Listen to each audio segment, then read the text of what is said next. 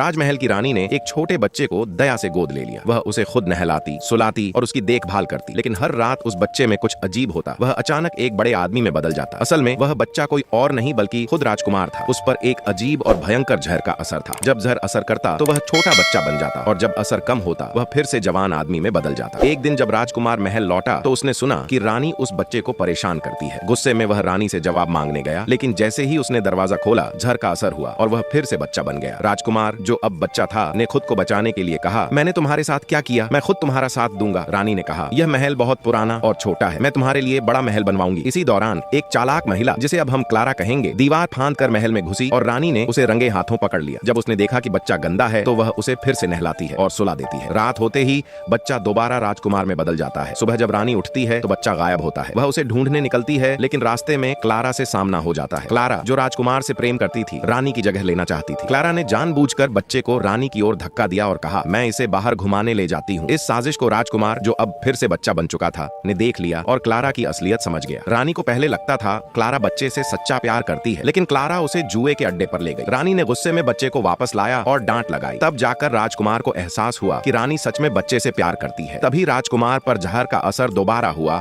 और वह जल्दी से वहां से चला गया। क्लारा ने तब जाकर बुजुर्ग रानी, ग्रैंड लेडी से झूठी शिकायत की कि रानी बच्चे पर जुल्म कर रही है। जैसे ही बुजुर्ग रानी को सजा देने जाती है, अचानक असली रूप में लौटे राजकुमार वहां आ जाते हैं और चिल्लाते हैं, रुको। बुजुर्ग रानी बोलती है, देखो तुम्हारी प्यारी रानी ने बच्चे के साथ क्या किया है। सबको लगता है कि अब रानी को बर्बाद कर दिया जाएगा, क्योंकि राजकुमार को पहले रानी पसंद नहीं थी, लेकिन उल्टा राजकुमार रानी की तरफदारी करता है। रानी को अब समझ आता है कि असल राजकुमार वैसा नहीं जैसा उसने किताबों में पढ़ा था। रात को वह राजकुमार से मिलने जाती है, लेकिन उस वक्त जहर फिर से असर करता है और राजकुमार उसे देखकर डरता है कि कहीं रानी उसकी असलियत न जान जाए, इसलिए वह उसे बेहोश करके उसके कमरे में ले जाता है। सुबह रानी उठती है और कहती है, इतनी तकलीफ क्यों हो रही है। वहीं क्लारा एक नई चाल चलती है। वह मिठाइयों में जहर मिलाकर बच्चे को बीमार कर देती है और दोष रानी पर डाल देती है। बुजुर्ग रानी बिना सोचे समझे रानी को मारने का आदेश देती है। रानी, जो अब बिल्कुल बेबस है, बच्चे से पूछती है, बोलो बेटा, तुमने क्या खाया था, कुछ अजीब देखा था। लेकिन क्लारा के डर से बच्चा झूठ बोल देता है और कहता है कि रानी की दी हुई मिठाई से ही वो बीमार हुआ। इसी समय राजकुमार, जो अब जहर से लड़ रहा था, यह सुनकर खून थूक देता है। वैद्य कहता है कि यह इलाज का सबसे अहम समय है, ध्यान भटकाना खतरनाक होगा। लेकिन उसे रानी की फिक्र सताती है। रानी को पीटा जा रहा होता है।